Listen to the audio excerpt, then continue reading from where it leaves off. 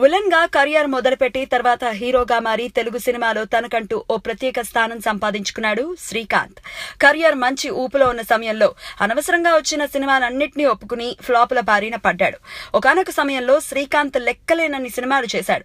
కానీ వాటిలో ప్రేక్షకులు మెచ్చినవి కొన్నే. తర్వాత తేరుకున్న శ్రీకాంత్ తన వయసుకు తగ్గ పాత్రలు ఎన్నుకోవటం మొదలుపెట్టాడు. హీరో పాత్రలే చేస్తానని గిరిగీసుకుని కూర్చోక నచ్చితే అన్నయ్యగానో తమ్ముడుగానో లేదా బాబాయ్ గానో తనకు నప్పే క్యారెక్టర్లు చేశాడు.